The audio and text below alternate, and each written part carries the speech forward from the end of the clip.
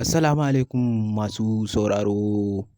Ina muku sallama irin ta addinin Musulunci,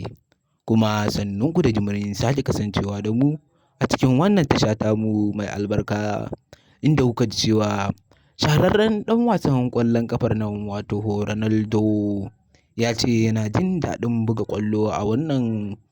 kulob da ya koma na Al Hilal, inda a daren jiya ne suka ɗaga wani kofi. Mai sauraro, in dai wannan ne farkon ziyartarka cikin wannan tasha tamu mai albarka, ka daure ka danna mana subscribing, kana ka danna mana alamar ƙararrawa domin samun fitattun labaranmu da zarar mun ɗora, inda yake cewa yana jin daɗin yin bal da waɗannan 'yan ƙungiya, inda a daren jiya ne bayan sun ɗaga wannan kofi aka mai kyaututtuka da dama, inda ba komai ne yasa Saudiya take yi wa Ronaldo waɗannan hidima ba, sai dan tana kwaɗayin ya shigo addinin Musulunci, inda a daren jiya ne da suka ɗaga wannan kofi mai kulob ɗin Al Hilal ya kira Ronaldo suka zanta da shi, ba don komai suka yi wannan zantawar ba sai dai ya tambaye shi akan wane 'yan wasa yake so a kawo wannan kulob ɗin. To dama mai kwas ɗin Al Hilal yana so wannan ƙungiya ta ƙara ɗaukaka,